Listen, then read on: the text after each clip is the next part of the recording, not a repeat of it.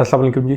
Different companies के हवाले से मेरे पास क्वेश्चंस आ रहे थे चैनल पे कि इस कंपनी ने या इस कंपनी ने डिफरेंट कमेंट्स में डिफरेंट क्वेश्चंस आ रहे थे कि इन्होंने अपने डिविडेंड्स जो है वो तो एक डेढ़ माह से वो अनाउंस करके बैठे हुए हैं, तो उन्होंने अभी तक ट्रांसफ़र नहीं किया, वो कब ट्रांसफ़र करेंगे।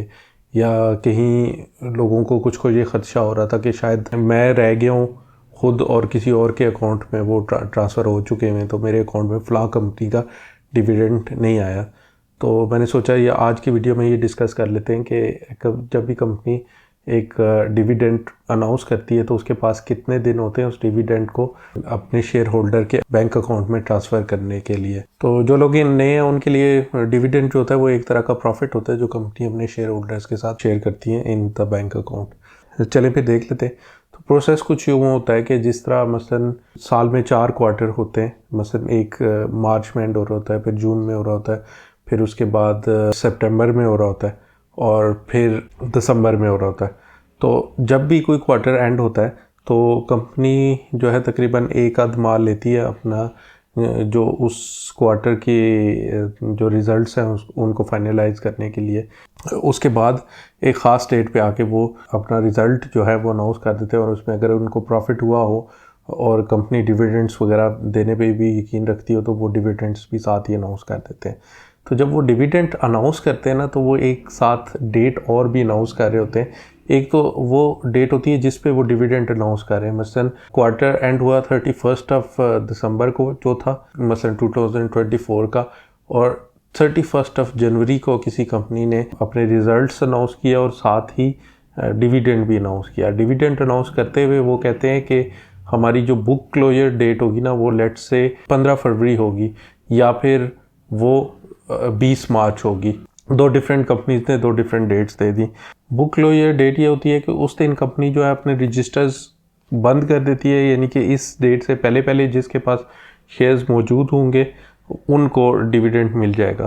तो जो SECP की और पाकिस्तान स्टॉक एक्सचेंज की रेगुलेशंस है ना वो ये कहती हैं कि कोई भी कंपनी उसने अपनी बुक क्लोजर डेट जो उन्होंने अनाउंस की है ना उसके 30 डेज़ के अंदर अंदर उन्होंने अपने शेयर होल्डर को उनका डिविडेंड उनके अकाउंट में ट्रांसफ़र कर देना है। ये जो देर होती है कुछ कंपनीज एकदम से कर देती हैं और कुछ कंपनीज में देर लगती है, 2-2 माह लग जाते हैं। तो उसका जो है हम दो सिनेरियोज ले लेते हैं। तो मसलन दो कंपनीज हैं, कंपनी A और B, दोनों ने अपने जो रिजल्ट्स और डिविडेंड्स हैं वो 31 जनवरी को अनाउंस किए हैं।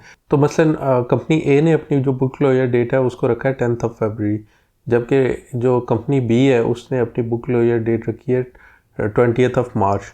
तो फिर होगा ये कि कंपनी A जो है जिसने खुद ही अपनी बुक क्लोजर डेट 10 फरवरी रखी है, उसने 10 फरवरी से लेके 10 मार्च के दरमियान जो डिविडेंड्स हैं वो अपने शेयर होल्डर्स के अकाउंट्स में ट्रांसफ़र करने ही करने हैं। वो अगर उससे लेट होंगे तो फिर उनके ख़िलाफ़ एक्शन लिया जा सकता है SECP की तरफ से या पाकिस्तान स्टॉक एक्सचेंज की तरफ से।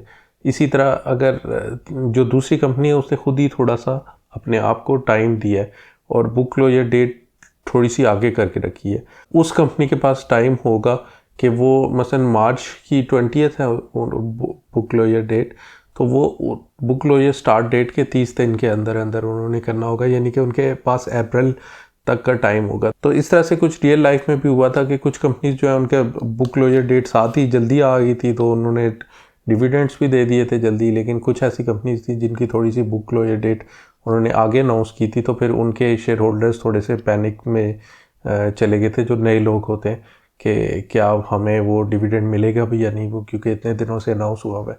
वैसे जो बुक क्लोजर डेट होती है ना उससे पिछले जो वर्किंग डे होता है उसको कहते हैं एक्स डेट। तो एक्स डेट में दो चीज़ें होती हैं, एक तो एक्स डेट वाली डेट को जो भी शेयर परचेज करता है ना वो उस डिविडेंड के लिए एलिजिबल नहीं होता, और दूसरा एक्स डेट के शुरू में सुबह सुबह ही उतने पैसे आपके शेयर की प्राइस में से कट जाते हैं जितने कंपनी ने डिविडेंड में देने होते हैं बाद में। तो अब 2-3 डिफरेंट कंपनीज का देख लेते हैं कि जिन्होंने जल्दी और देर से डिविडेंड्स दिए थे। इसी तरह सबसे पहले हम एग्जांपल ले लेते हैं डोलमेन सिटी रीट की। डोलमेन सिटी रीट जो है उन्होंने एक अपना डिविडेंड अनाउंस किया था 7 जनवरी को, जनवरी 7, 2025। और उन्होंने जो बुक क्लोजर डेट अनाउंस की थी वो उससे 10 ही दिन बाद की थी, यानी कि 17 जनवरी की। जैसा कि मैंने आपको बताया कि रेगुलेशंस के मुताबिक बुक क्लोजर स्टार्ट डेट जो होती है उसके 30 दिन के अंदर अंदर जो कंपनी होती है उसने डिविडेंड अपने शेयर होल्डर के अकाउंट में ट्रांसफ़र करना ही करना होता है। तो इस तरह से अनाउंसमेंट डेट से लेके डिविडेंड ट्रांसफ़र करने तक के लिए जो डोलमेन सिटी रीट थी उसके पास सिर्फ 40 दिन का टाइम था। तो उन्होंने 28 जनवरी को जो अपने डिविडेंड्स हैं वो ट्रांसफ़र कर दिए थे। मुझे तो 28 को मिल गया था, उसके आगे पीछे साथ 1-2 दिन में बाकी सबको भी मिल गए होंगे। तो इसी तरह जो एफएफसी है, एफएफसी ने कुछ डिफरेंट किया था। इन्होंने जनवरी 29 को अनाउंस किया था अपना डिविडेंड, और फिर उसमें देखें 23 मार्च यानी कि डिविडेंड अनाउंस करने के तकरीबन 1.5 माह से ज़्यादा के बाद उनकी बुक क्लोजर स्टार्ट हो रही थी, डेट जो है। तो इस तरह से तकरीबन 1 महीना और 23 दिन जो है ये आ गए, और उसके बाद फिर 30 दिन जिसके अंदर अंदर उन्होंने डिविडेंड असल में ट्रांसफ़र करना है। तो इस कंपनी ने तकरीबन 2 महीने से ज़्यादा जो है वो टाइम ले लिया। तो ये असल में थोड़े से डिफरेंसेस होते हैं जिसकी वजह से वो फिर लोग पैनिक कर जाते हैं कि फ़लाँ कंपनी ने तो अनाउंस किया था तो वो जल्दी मिल गया, और इस कंपनी का इतना जल्दी क्यों नहीं मिल रहा। अभी इसकी बुक क्लोजर डेट गुजरी है लेकिन डिविडेंड अभी भी इन्होंने ट्रांसफ़र नहीं किया, लेकिन मिल जाएगा 2-3 दिन में, कुछ दिन में मिल जाएगा, 30 डेज़ के अंदर अंदर मिल जाएगा स्टेट से। बाकी इसी तरह एंग्रो फर्टिलाइज़र, उन्होंने जो है फरवरी 10 को अनाउंस किया था, फिर उन्होंने भी तकरीबन फरवरी भी गुजर गया, मार्च के 18 को उन्होंने बुक क्लोजर स्टार्ट डेट रखी, यानी कि 20 डेज़ उसके और 20 तकरीबन 40 डेज़ के बाद तो उनकी बुक क्लोजर स्टार्ट हो रही थी।